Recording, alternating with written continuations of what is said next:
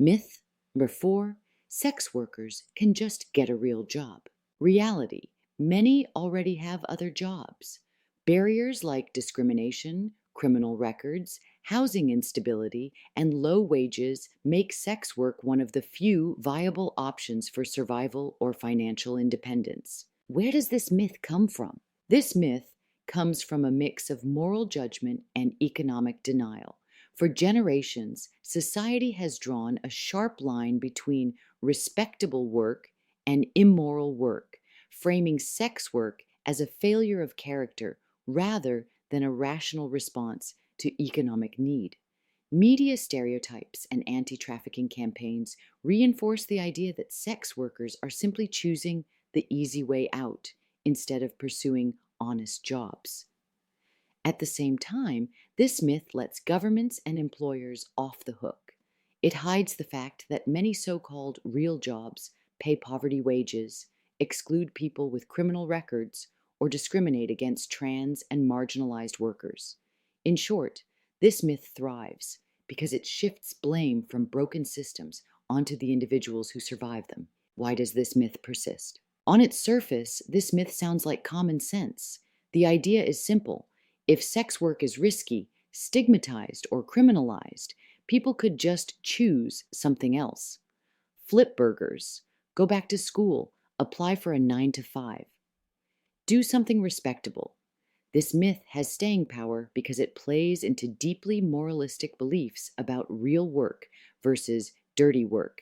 It suggests that sex workers are simply unwilling to hustle in the same way as everyone else, that they're lazy, entitled, or addicted to quick cash. But here's the catch. This myth only makes sense if you pretend structural barriers don't exist. It ignores systemic discrimination, economic inequality, and the way criminalization itself creates barriers to traditional employment.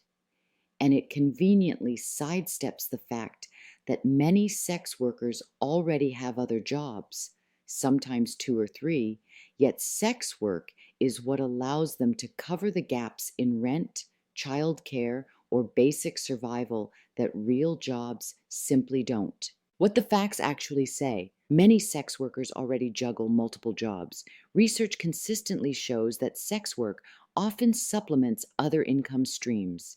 In studies from the US and globally, a significant number of sex workers report combining sex work with restaurant, retail, care, gig, or creative labor. Discrimination locks people out of the labor market. Trans people, people of color, undocumented workers, and people with criminal records face enormous barriers to being hired in conventional jobs. The National Transgender Discrimination Survey found that trans women of color in particular experience unemployment rates nearly 4 times higher than the general population. For them, sex work isn't a luxury, it's survival. Respectable jobs often don't pay enough to live. Minimum wage jobs in the US rarely cover the cost of rent, let alone childcare, healthcare, or debt. For parents, students, and low-wage workers, sex work can be the difference between sleeping in a car and paying the bills. Criminal records and stigma block access to employment. Even a misdemeanor prostitution charge can follow someone for years, appearing on background checks and making it nearly impossible to secure steady employment. Ironically, the very act of criminalizing sex work traps people in the industry by closing off alternatives. Why should feminism care? This myth hits at the intersection of labor, class, and gender justice.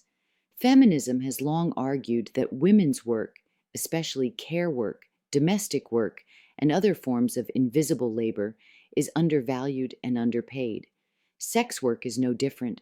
When people sneer, "Get a real job," they're reinforcing the patriarchal idea that some forms of women's labor, or trans and queer people's labor, don't count. And here's the kicker.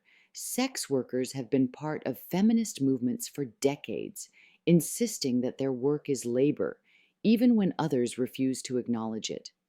Dismissing sex work as not real work perpetuates the same hierarchies that feminism should be dismantling. who gets recognized as a worker, who is denied rights, and whose survival is considered disposable. Who gets hurt? When this myth drives policy. When policymakers buy into this myth, the results are devastating. Funding priorities shift toward forced exit programs instead of labor protections, healthcare, or housing support. Raids and stings increase, justified by the belief that sex workers just need to be pushed out of the industry. Survivors of trafficking are funneled into low-wage jobs without long-term stability, ignoring the economic realities that made them vulnerable in the first place. Sex workers themselves lose credibility. When society assumes they could just get another job, their demands for labor rights, decriminalization, and safety are brushed aside. How this myth fails everyone. This myth doesn't just fail sex workers, it fails our collective fight for economic justice. If we accept the idea that survival sex is a choice that can be easily replaced, we also have to accept the myth that low-wage jobs are enough to live on. We know they're not. We know people are juggling 2 or 3 respectable jobs and still living paycheck to paycheck. Sex workers are not separate from other workers. They are other workers. They're teachers, nurses, baristas, care workers, students, single parents.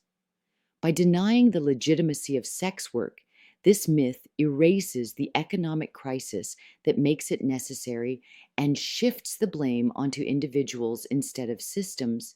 It excuses poverty wages, ongoing discrimination, and broken safety nets, while shaming those who dare to find alternatives. Here are the receipts. Trans workers face unemployment at 4x the national average, forcing many into sex work for survival.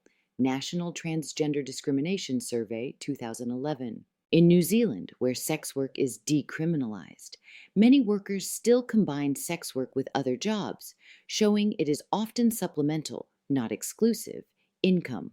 Prostitution Law Review Committee, 2008. In the U.S., 42% of people earning minimum wage are parents, meaning one low-wage job often isn't enough to support a family. Bureau of Labor Statistics, 2020. Criminal records create barriers.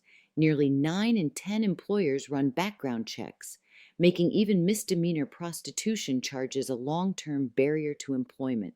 Society for Human Resource Management, 2017. The bottom line: telling sex workers to get a real job is both dishonest and cruel. Many already have multiple jobs. Others are shut out of the labor market by discrimination, stigma, or criminal records. And for countless workers, the real jobs available simply don't pay enough to survive. Sex work is labor, labor shaped by economic conditions, systemic injustice, and survival needs. If we want to talk about solutions, the answer isn't shaming sex workers into leaving the industry. It's dismantling the barriers that make sex work the only option for so many.